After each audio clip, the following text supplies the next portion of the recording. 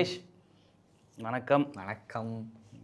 கருப்பு ஆமாம், பார்த்தீங்களா? ட்ரெய்லர் ரிலீஸ் ஆகிருக்கு. ட்ரெய்லர் ரிலீஸ் ஆனனால தான் அதை பற்றி தான் பேச வந்திருக்கோம். ஏன்னா தம்ப்நெயிலே வச்சிருவோம்ல, ஆடியன்ஸ் அதை பார்த்துட்டு தானே உள்ளே வருவாங்க. அப்புறம் எதுக்குடா கொஞ்ச நேரம் பேசிட்டு இருக்கீங்கன்னு கண்டிப்பாக கேட்பாங்க. ஆனாலும் நாங்கள் பேசுவோம். காரணம் என்னென்னா, ட்ரெய்லர் சொன்ன மாதிரி கரெக்ட் டைமுக்கு வந்துடுச்சு. அப்படின்னாலும் இந்த ட்ரெய்லர் ரிலீஸ் பண்ணுறதுக்கு அவங்க எவ்வளோ பிரச்சனை பண்ணாங்க, அதாவது எவ்வளோ கஷ்டப்பட்டாங்கன்ட்டு நம்ம அதையும் பேசி தான் ஆகணும்.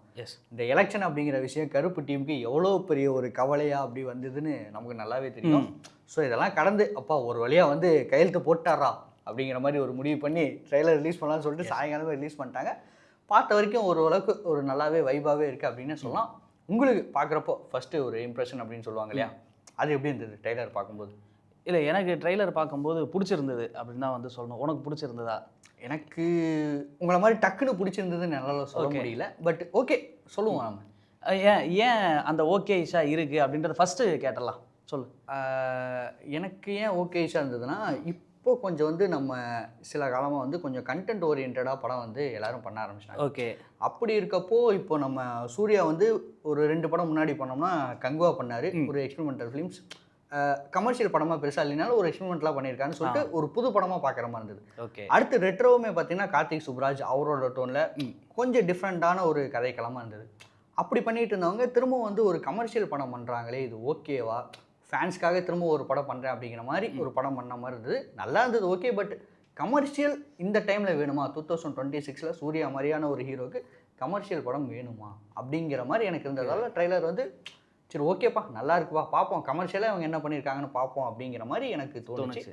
பட் நல்ல ஒரு எதிர்பார்ப்பு கிரியேட் பண்ணியிருக்கு அப்படின்னு சொல்லலாம். ஓகே. எனக்கு இதில் ஆர்ஜே பாலாஜியை ஃபஸ்ட்டு நம்ம பாராட்டணும் தான் அப்படின்னு சொல்லணும். பாராட்டி. ஏன்னா ஒரு ஆர்ஜே, அப்புறம் ஆக்டரு, இப்போ டேரக்டராக வந்திருக்காரு இல்லையா. இப்போ டேரக்டராக வந்துட்டோம், கமெண்ட்லாம் பண்ணிட்டு இருக்காரு, கமெண்ட்ரி பண்ணிட்டு இருக்காரு. இப்போது டேரக்டராக வந்த எல்லாருமே ஹிட் ஆயிடுவாங்களா அப்படின்னா கிடையாது. ஃபஸ்ட்டு அனலைஸ் பண்ணணும், ஃபேன்ஸுக்கு என்ன பிடிக்கும் பிடிக்காது. இன்னொன்று நம்ம சினிமாலேயே இருக்குது மினிமம் கேரண்டியான சப்ஜெக்ட் அப்படின்னு சொல்லுவாங்க. ஸ்போர்ட்ஸ் ட்ராமாவை தான் சொல்லுவாங்க. நீ ஸ்போர்ட்ஸ் ட்ராமாவை எடுத்துட்ட அப்படின்னா அதில் நீ எந்த ஹீரோவை ஃபிட்டின் பண்ணி பார்த்தாலும் படம் முழுக்க உட்கார வச்சு பார்த்துடலாம். கண்டிப்பாக. ஸோ அந்த மாதிரி மினிமம் கேரண்டி அப்படின்னு சொல்லுவாங்க. அதே மாதிரி தான் கோட் ட்ராமாவும். ஸோ கோட் ட்ராமா எடுத்துக்கிட்டோம் அப்படின்னா ஸ்டார்டிங்லேருந்து எண்டிங் வரைக்கும் படம் நம்மளை என்கேஜிங்காக உட்கார வச்சிரும். அந்த இதில் பிரில்லியண்ட்டாக இதை சூஸ் பண்ணியிருக்காருன்னு நான் நினைக்கிறேன். இதில் இன்னொன்று பெரிய வில்லனா இந்த படத்தில் யாருமே இல்லை. நம்ம ட்ரெய்லர் பார்க்கும்போது தெரியுது ஆர்ஜே பாலாஜி தான் வில்லனா வராரு. இதுலேயும் ஒரு விஷயம் என்ன பண்ணணும் அப்படின்னா, இப்போ மாஸ் வில்லனு ஃபைட்டு அப்படின்னா ரெகுலர் படமாக மாறிடும். பேபி கண்ணன்ற கேரக்டர் ஒரு கன்னிங்கான கேரக்டர். ஆமாம். இப்போ எப்படி சொல்லணும் அப்படின்னா, ஒரு பெரிய வில்லனை சூர்யா அடிக்கிறாரு அப்படின்ற போது நம்ம வழக்கமாக பார்ப்போம்.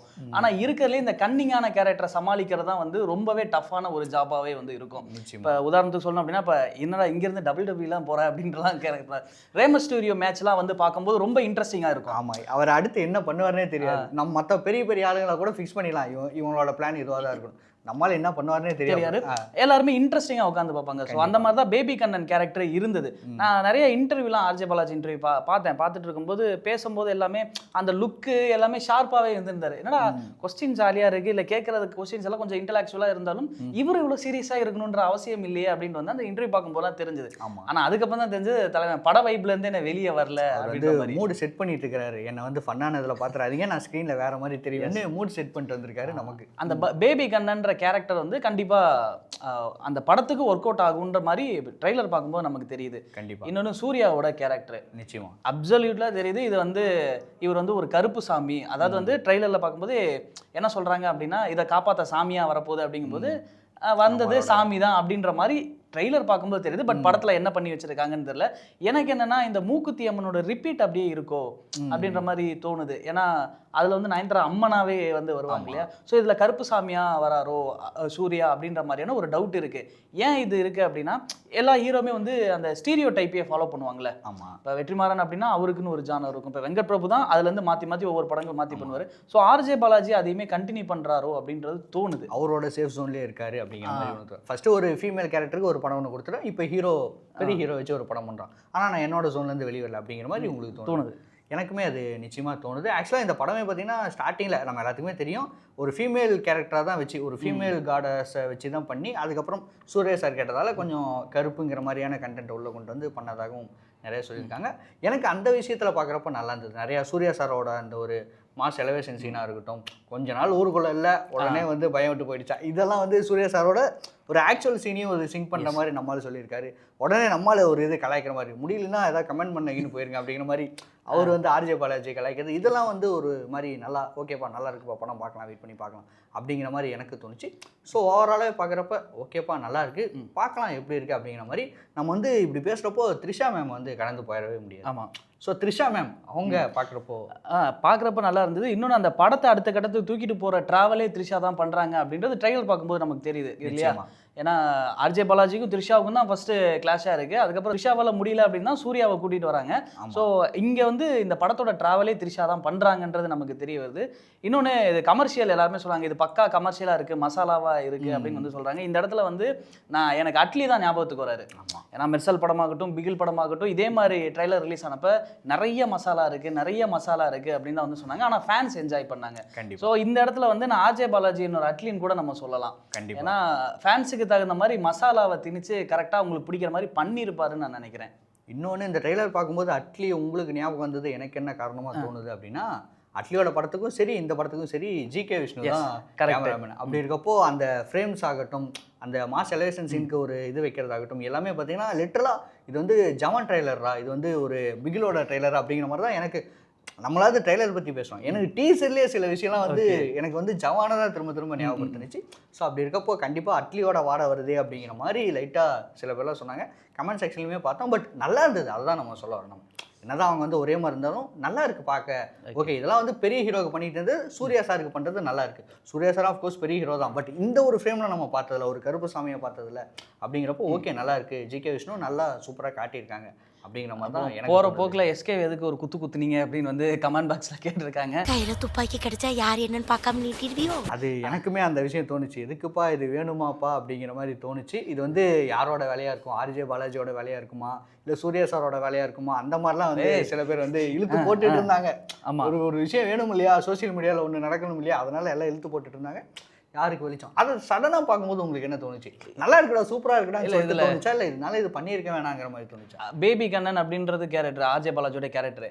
அதை பிகே அதில் அந்த இவங்க காமெடி ஆக்டர்ஸ் இருப்பாங்க இல்லையா, தீபா அவங்க வந்துட்டு ஏன் பிகே துப்பாக்கி கிடைச்சா யார் முன்னாடி நீட்டுறதுன்னு கூட தெரியலையா அப்படிங்கும்போது டக்குன்னு எல்லாருக்குமே அது அங்கதான் போச்சு. ஷார்ட் ஃபார்மா பிகேன்னு சொன்னது.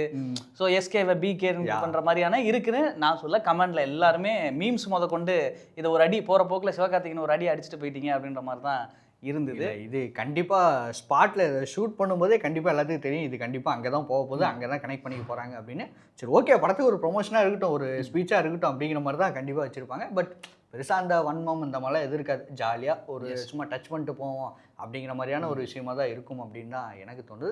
ஸோ ஓவராலாக இதுதான் வந்து ட்ரெய்லரில் நம்மளால் பார்க்க முடியும். ட்ரெய்லரை பார்க்கும்போது ஃபேன்ஸுக்கு பிடிச்ச மாதிரி சூர்யா சாரோட அந்த சூர்யா சார்கிட்ட எதிர்பார்க்குற விஷயங்களும் சென்டிமெண்ட் முக்கியமாக வந்து இப்போ வர படங்களில் வந்துட்டு நிறைய எமோஷனல்ஸ் வந்து மிஸ் ஆகுது. அந்த எமோஷனல் இதில் ஒர்க் அவுட் ஆகிருக்குமோன்ற ஒரு நம்பிக்கை இருக்குது ட்ரெய்லர் பார்க்கும்போது. கண்டிப்பாக இல்லை ஆர்ஜே பாலாஜி அது நம்ம பயங்கரமாக வந்து கொண்டு வந்துடுவார், மக்களுக்கு வந்து அதை கடத்திடுவார். அவரோட மூக்குத்தி அம்மன் படமாக இருக்கட்டும், அப்புறம் வீட்டில் விசேஷமாகட்டும், எல்கேஜி, அது எல்லாமே பார்த்தீங்கன்னா நம்ம வீட்டில் நடக்கிற மாதிரி தான் இருக்கும். அந்த சென்டர் கேரக்டர் ஆகட்டும் இல்லை ஏதோ ஒரு கேரக்டரோட நம்ம வந்து கனெக்ட் ஆயிரும். இது நம்மள மாதிரியே இருக்குல்ல.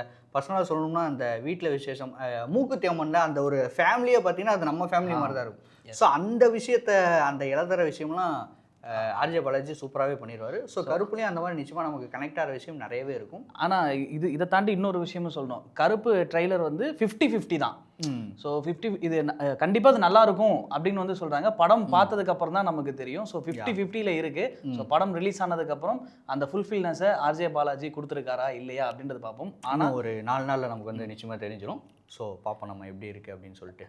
ஸோ இந்த மாதிரி நம்ம பேசிகிட்டு இருக்கப்போ சாய் அபியங்கர், ஆமாம், ஃபஸ்ட்டு இவ்வளோ நாள் வந்து அவர் வந்து லவ் ட்ராக் போட்டிருக்காரு, ஆல்பம் சாங்லாம் பண்ணியிருக்காரு. ஃபஸ்ட் டைம் வந்து ஒரு கமர்ஷியல் படத்துக்கு ஒரு பெரிய ஹீரோவோட படமாக இதுதான் ரிலீஸ் ஆகுது. எஸ், அப்படி இருக்கப்போ பெரிய ஹீரோவுக்கு வந்து படம் பண்ணுறதுக்கு இனிஷியலாக இவர் பண்ண கருப்பு படம் அவருக்கு ஓகே ஆயிருக்கா? மியூசிக் வைஸா ஃபஸ்ட்டு ஒரு சில ஆல்பம்லாம் ரிலீஸ் ஆச்சு. அது சூர்யா சாரோட ஃபேன்ஸுக்குமே வந்து பிடிக்கல. அதை நம்ம சொல்லி தான் ஆகணும் ஓப்பனாக. ஆனால் இதே மாதிரி தான் டூடுக்கும் நடந்தது. ஊரும் பிளட்லாம் வந்து ஃபஸ்ட்டு ரிலீஸ் ஆனப்போ யாருக்குமே சுத்தமாக பிடிக்கல, என்னப்பா அப்படின்னு. படத்தில் போய் பார்க்கும்போது அது விஷுவலாக பார்க்கும்போது கொஞ்சம் நல்லா இருந்தது. அது திரும்ப திரும்ப ரிப்பீட் மோடில் அந்த அன்பிளக் வெர்ஷன்லாம் ரிலீஸ் பண்ணாங்க. 18 பாட்டு சம்திங் அந்த ஒரு இதை வச்சு ரிலீஸ் பண்ணி நல்லாவும் இருந்தது அப்படிங்கிற மாதிரி. ஆனால் இந்த ட்ரெய்லருக்கு இந்த மியூசிக் ஒர்க் அவுட் ஆகிருக்கா அப்படின்னு வந்து கேட்டோன்னா மியூசிக்கா ஓகே, பட் இந்த ட்ரெய்லருக்கான அந்த ஒரு எவாலுவேஷன் இருக்கும்ல, ஒரு ட்ரெய்லருக்குன்னு ஒரு பிஜிஎம்ஸ் இந்த மாதிரிலாம் இருக்கும்ல, அது எங்கேயோ மிஸ் ஆகுதோ அப்படின்ற மாதிரி தோணுச்சு. கண்டிப்பாக எனக்குமே தோணுச்சு. எனக்கு விஷுவலாக பார்க்குறப்ப எனக்கு ரொம்ப சூப்பராக ஜிகே விஷ்ணு அவரோட வேலையை பார்த்துட்டாரு. பட் இவர் வந்து அவருடைய வேலையை கரெக்டாக பார்த்துருக்காரான்னு கேட்டால் இல்லைப்பா, கொஞ்சம் கம்மி தான்ப்பா, எனக்கு ஃப்ரேமாக வேறு லெவலில் இருக்குது, பிஜிஎம்மாக இன்னும் கொஞ்சம் பெட்டராக பண்ணியிருக்கலாம் அப்படிங்கிற மாதிரி தான் தோணுச்சு. ஸோ ஒருவேளை எடுத்து பார்ப்போம், மேபி டூடுக்கு நடந்தது இங்கே நடக்கிறதுக்கும் வாய்ப்பு இருக்குது. அதனால் நம்ம ட்ரெய்லரை மட்டும் வச்சு எல்லாத்தையும் பேசிட முடியாது, சாய பேங்கிலும் நம்ம வந்து கம்மியாக சொல்லிட முடியாது. ஒருவேளை ஒரு மாதிரி அண்டர் ப்ளே பண்ணியிருந்தாலும் பண்ணிடலாம். நீ உள்ள வாடா, நான் உள்ள ஒன்று வச்சிருக்கேன் அப்படிங்கிற மாதிரி கூட பண்ணுறதுக்கு வாய்ப்பு இருக்குது. ஸோ நம்ம வெயிட் பண்ணி நம்ம படத்தில் தான் நம்ம பார்க்கணும். ஸோ ஓவராலாகவே இதுதான் வந்து ட்ரெய்லர் பற்றி நம்மளோட ஓவராலாக சொல்கிற. அதுக்கு கடைசியாக ஒன்று இருந்தது ட்ரெய்லரில், அதை பற்றி இப்போ நம்ம பேசணுமே.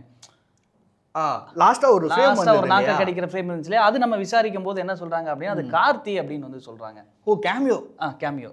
இஸ் இட் இல்லை, ஆல்ரெடி கங்குவால ஒரு விஷயம் நடந்து அதை பற்றி கண்டிக்கவே இல்லை, திரும்பவும் அவர் வந்து இதில் கேமியோ பண்ணுறதுக்கு வாய்ப்பு இருக்குன்னு நீ நினைக்கிறியா? இல்லை, நம்ம கேட்ட வரைக்கும் வந்து அது கார்த்தி தான் பண்ணியிருக்காரு அப்படின்னு சொல்கிறாங்க. ஸோ நம்ம பொறுத்திருந்து பார்ப்போம். ஏன்னா வந்துட்டு எதுவுமே வந்து நம்ம சொல்ல வாய் வார்த்தையான தகவல்கள் வந்து எதுவுமே இல்லை. பட் அதை பார்க்கும்போது கார்த்தி மாதிரி தான் தெரியுது. ஸோ கன்ஃபார்ம் சோர்ஸாக என்ன சொல்கிறாங்க அப்படின்னா அது கார்த்தி தான் பண்ணியிருக்காரு அப்படின்னு சொல்கிறாங்க. படத்தில் எந்த அளவுக்கு அது ஒர்க் அவுட் ஆகிருக்கு அந்த கேரக்டர் அப்படின்றதையும் நம்ம பார்ப்போம். கண்டிப்பாக நம்ம பொறுத்திருந்து தான் பார்க்கணும் என்ன நடக்குது அப்படின்ட்டு.